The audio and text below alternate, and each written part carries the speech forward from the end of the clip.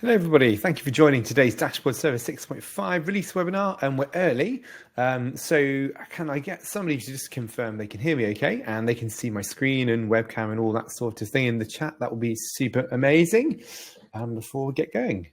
Okay, it's now 1 minute past, so let's get started. So thank you very much for joining today's Dashboard Server 6.5 release webinar. For those of you who don't know me, I'm Bruce Cullen. I'm Director of Products here at Squared Up, and I'll be taking today's webinar. If you have any questions at any point, please do stick them in the chat. I'll probably get to them at the end. And as is customary, here is a single screenshot that attempts to capture all the features of a whole release. And it kind of works, it kind of doesn't. I think we'll need to basically get into the features right away just so you can really understand what's going on here. So without further ado, let's do it. So first feature I want to talk about is custom branding. So a couple of customers have requested this over the years. Clearly, it's quite an enterprise type problem where you need your own branding. We've had customers say things like, we get questions from higher up if we send them dashboards that don't say my company name, or they have to log in and they see a different logo. So we now have the ability to change a couple of things. We can change the login background either to a fixed color or to a background image. We've also got the company logo, which would normally go above here. In my screenshot, I've got it set to none, but we'll demo it in a minute. And of course, the company home logo in the top left corner, all now fully customizable, all from the UI, which is great news. This is available in EAM or greater tier. So custom branding is the first feature. The next feature is actually quite difficult to demo, to be honest, in Dashboard Server, and it is skeletons. So for those of you who are not familiar with skeletons, we have them in our cloud products. And the whole idea is when you load a dashboard, you have these kind of placeholder graphics that sort of pulsate and that eventually are replaced by the actual tiles contents, the line graphs, pie charts, donut charts, etc. They're quite useful for when a dashboard partly loads and the tile you want to click on is loaded, for it not just popping halfway down the screen because another tile is loaded ahead of it. At least you have a placeholder, so the page loads and looks sensible. And we'll see those obviously in a demo. Nice modernization feature right there. Then we have improvements to the grid tile. The grid tile is a funny old tile because it looks like a table, and effectively it is a table. And there are many use cases for a table type visualization in Dashboard Server, but for the cases that are really SCOM specific, we already have really specific visuals for those use cases. The grid tile is used primarily with auditing, which is the main reason that we kind of wanted to give this some love, with Web API and with all of those integrations like SolarWinds and Prometheus, where there were a number of things, conditional formatting being the most obvious and what you see on screen, to let you go, well, hang on, when if I connect to a SolarWinds, for example, if a host in SolarWinds is unhealthy, I want the whole row to be colored red. That sort of thing is all now possible with conditional formatting. But there's some more other sort of changes that are a bit more subtle. So before, because we didn't know from Web API, say, the shape of the data, we couldn't say, well, this column contains time and this column contains a Boolean, for example, which means we'd format it all as text. Now, depending on the shape of the data that we get back from the source platform, if it's in raw ISO format, that's not particularly readable to the human eye. So now you can specify on a column by column basis the type of data and the units, which is a great, super useful piece of functionality. We'll get into a demo of this and sort of the use cases in a moment. Then moving on, where's my mouse gone? We have a bunch of smaller features that I'm calling small but mighty, essentially. These are things that are going to make a big difference to some people. There is not lots and lots of engineering work. So we've got subdomain support for Squared Up Cloud. So in 6.4, we introduced a Squared Up Cloud integration tile, which lets you pull through data from Squared Up Cloud and have it displayed within Dashboard Server, which is important and is vital, in fact, for a true single pane of glass, because Cloud has got significantly more integrations, but Dashboard Server is significantly better for SCOM. And it turns out that more of our customers than we realized required subdomains. So that now works. So that's good news. Then we have support Invader for Windows 2025 servers. This is facilitated via a management pack upgrade, so you will need to upgrade the management pack, but it should be in-place upgrade, next finish kind of thing through the standard SCOM MP wizard. And then this one was for one specific customer, but it's a nice quality of life fix, essentially, which is to allow you to format the axes on a line graph to remove decimal points. I have got a nice little screenshot to facilitate this. 25.0%. Oh, come on. That's so frustrating. Really, obviously, it should be 25%, and we should be able to drop the .0 because the axes just simply don't require that level of granularity. We now have that capability, and I will show you it all in a second in a demo, which we're going to dig into immediately. So with that in mind, here is Dashboard Server 6.5. I'm actually going to start logged out, and you'll see why in a second. On the sign-in screen, we have, by default, a lovely sort of dashboardy type graphic in the background, and we have a squared up logo. And when you sign in, you get in the top left corner this squared up home logo. So if you're on any old dashboard and you click the home logo, you either go home to the getting started screen or to a dashboard, which you can set as a home screen. That's fine. But for some customers, as I was saying earlier, custom branding is an absolute must. So for them, if I go into system, we have branding show up. Very cool. So the home logo is the first thing, which is this logo in the top corner. We give you the requirements for the graphic, essentially size to 22 by 22 pixels. Let me just upload a file, and I'm going to pick on this SCOMathon 2025 graphic. It's like I'm using this opportunity to mention other things that are going on. And if I just hit save on that, what should happen, and confirm, I always forget there's a confirm there, is the home logo is updated immediately to that 25 graphic. If I go back to branding, you can see for our company logo, we have the choice of the default one, which is obviously the squared up company logo, none, or custom logo. And again, the requirements for the image are there. Again, I'm going to pick a different image. Let's have this one, SCOMathon 2025, and the same thing for the login background. We can either have the default, we could select a color from a selection of simple and obvious color choices, or what I suspect everyone will do is they'll want a custom background. And again, I've generated one of these in the theme of SCOMathon 2025, which I will now save and commit. And to prove that this is real, this isn't vaporware, I'm going to log out here. Look, immediately it takes effect. So we have the background image and the logo that's been replaced. And again, on the login screen, so I'll just log back in. And there we go. So that's custom branding, the first awesome featured show of Dashboard Server 6.5. For my next trick, I'm going to show my showcase dashboard for 6.5, and we're going to take a look at the grid tile. So just to be clear on what the grid tile is and what it is not, if I go on to one of these out-of-the-box dashboards, actually, often you see lists of alerts like this. This is not the grid tile, even though it looks like a table. This is, in fact, the alert tile, effectively, because it isn't simply a list of entries in a table.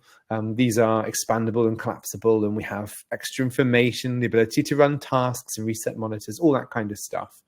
And the most common use case in sort of straight SCOM for a grid type component would be this, but we've gone beyond that already. Where the grid tile is super useful, as I say, is for all of those integrations. So if I just add a new tile quickly, just to illustrate this, and we go to integrations, configure tile. Those are the skeletons, by the way, just seeing them popping in there. Let's go to integrations. And under SolarWinds, for example, you will see the grid tile. It appears here. Also for Prometheus, I think, grid tile, a large majority of these third-party integrations. The web API tile is effectively the most obvious use case for this, because there are other visuals that are, more suited to some of the stuff from Prometheus and SolarWinds as examples. So that's where they're kind of used. And to show you an example of in true demo style, here's one I built earlier with PowerShell. We're just going to edit this tile here. Now, what doesn't matter is the contents of the PowerShell script, particularly it's a demo script. Basically, it pulls back some data. What is important is the new stuff, which is here under grid columns. So as you can see here in what's on screen, expiry date is color coded, and in use, which appears to be true false, it looks like it's a Boolean to me, is also custom formatted. Let's start by looking at in use here. So I'm going to edit this tile, and you will see we've specified that rather than the default of text, which would show true false unknown, we've specified that this is a Boolean, and we've added conditional formatting. So we are asked for essentially what color represents true and what color represents false. And so I've picked the obvious green and red choices, for green being true, red being false. And we're displaying these as checkboxes, ticks and crosses basically, and question marks for the unknown. We can choose whether we apply this color to the text itself or to the background of the cell, which is the case with this column here, the expiry time column. The other thing we could do is if it's not in use, we could apply it to the entire row. So this is quite useful for health state, essentially, for monitoring tools, to apply it to the whole row, where if something is down, you just want it to apply to the whole row and say it's red, which is a really nice enhancement. The other thing that's worth showing is this expiry date column here. Here we go, expiry date column. So for this, we've done a bit more as far as conditional formatting is concerned. So you'll see, just from looking at the data, we've got red, amber, and green in here, which we've specified. But the other thing is we set the column's contents to be time, and we set the units to be milliseconds. By default, this one gives you just a timestamp, a date stamp, sorry, not a timestamp, which is not ideal.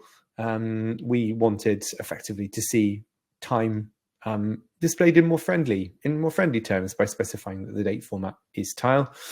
And we can, I've just lost my conditional formatting, but no worries, let's just re-add our conditional formatting in again.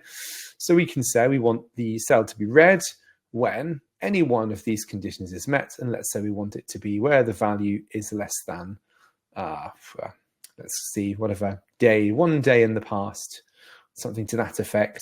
We should see the whole thing color code, essentially. What I'm going to do is, rather than you watch me recolor code this, I'm going to discard my changes and just reload what I had set up earlier, as in true demo style. I could spend a lot of time just fiddling around otherwise, but you get the point. That's how this thing works. And that was applied to data from PowerShell. I've got other examples on here using SolarWinds and Elasticsearch as well, which is really, really cool for some other examples. I'm not going to go further into depth into this feature. Please do have a play. And of course, let us have any feedback. Let me re-edit. There we go. There are those skeletons again showing up. And we're going to look at the next thing, which I don't even need to hit edit for really, but I will. Pre-6.5, we had no ability to format the decimal points. You just got what you got. Now, for percentage, it's not the end of the world. But sometimes if you're talking, specific units, of something, a count, 2.0, 3.0 is kind of a bit silly, really, when really it should be just 2 or 3. So how this works is on the label tab, we have a new option here, value axes formatter. And in true dashboard server style, this is done using Moustache. If I take this out, you'll see it goes back to the default. And with Moustache Picker, we can do what makes sense. So round down to the nearest whole value is what I picked. And it does exactly as you expect it. But as it's Moustache, you can append things and do what whatever you want with this, which is really, really flexible. So it sort of will solve the immediate pain of x.0 axes don't make sense, but also gives you more customizability using existing Moustache formatting and syntax you'll be familiar with in other places in Dashboard Server, which is really cool. So that's the next thing that is worth showing. Then we have cloud subdomain support. So this is quite it's not particularly exciting as a thing to demo, but to illustrate this in action, you will see in this tab here, I'm logged into Squared Up Cloud, and this particular Squared Up Cloud instance is on some company dot rest of URL essentially, which is my subdomain. And typically what we have is customers have their company name in here, dot squared up details go here. And in previous versions, this didn't work. And what I've done for my demo is I've embedded this tile here off of this dashboard into dashboard server. It's this tile here. No other changes as to how this integration works. So I've just selected the tile name by typing it. No changes in how this integration is set up. If you missed this in sort of full, I would encourage you to take a look at the Dashboard Server 6.4 release webinar. I had to get my head around the numbers there for a second. It works exactly the same way. We provide your name, provide a name, region, and API key, and that is all you need to do. So it's really super simple to get set up with, and lets you bring the things you can't do natively in Dashboard Server in from Square Cloud. And that is that. Let's see. I've done skeletons. I keep sort of seeing and alluding to. Let's do a more full demo of skeletons, and I think that is me done. I'll turn the floor over to Q&A. So I've loaded a new dashboard. You will see that the layout was effectively as it looks now. But as the dashboard was loading, we didn't have this sort of tiles popping into effect, which is really useful because if I want to now look at this tile, the tile above was still loading. If I'd have clicked this tile and the tile loaded mid-click, it would have moved around and it would have been super irritating. So there we go. I think that is me done. With any luck, that is everything. All that's really left to say is that Dashboard Server 6.4 RC is available today. So go to download.squareup.com and get it. As ever, it's available for all editions, and in-place upgrades are the recommended route. And if you do upgrade, this is obviously release candidate, you will get priority access to support. And all features are available in all editions, with the exception of that custom branding, which is only in the EAM edition. So with that, before I go and turn the floor over to Q&A, I just wanted to really quickly talk about the roadmap, essentially, because we haven't done a roadmap show and tell for quite some time. So we're obviously starting with now. This release is Dashboard Server 6.5. I've gone through all the contents already, so no surprises there. So winding forward from there, we would normally plan a 6.6 release 3 months from now. We're choosing to not do this at this current stage. Now, obviously, all plans, because they are plans and are not perfect, are subject to change. But at the moment, we have no plans for a 6.6, which means, why did we make this decision? Because we're planning a large 7.0 release, which is super exciting for us and should be for you too. Why are we doing such a large release? So there's a combination of reasons. We're putting quite a lot of investment into the look and feel of Dashboard Server. It's essentially looked the same, more or less, really, since 5.0, I would say. We did a minor reskin in 6.0 about a year or so ago. But in 7.0, we want to give it more of a modern feel and sort out some of those UX quirks that I'm sure no doubt drive a number of you potty. They do drive me potty. And we're going to bring the sort of look and feel in line with our cloud product. So it's really clear when you integrate them both that they're two products from the same company. So that's one thing. It's a large piece of investment in the Dashboard Server product line. And there's some other sort of UX things that are kind of part of this. We have a getting started guide right now, which is the very first thing you see unless you set a dashboard. So we are going to be changing what the contents of that screen, which is cool. And it's been long overdue a revamp. Obviously, you can replace this content with a dashboard if you so choose. And that's really cool. Vader, we're looking at giving it a full screen mode because sometimes it's a bit compressed into a small, tiny window. Then we have the tile editor, which at the moment, if you have a large number of tiles that you're editing, they get squeezed into these tiny columns. We need a full screen mode, essentially, to make the most of that. I've just seen the comments there. Yes, there was a typo on my slide. 6.5 is the current version. Sorry for that. My bad. I'm sorry for any confusion there too. And this is 6.5 we're talking about. 6.4 was 3 months ago. Typo on my slide. That will teach me to reuse slides, won't it? Carrying on then, other things we're looking at for Dashboard Server 7.0, we have some changes to high availability.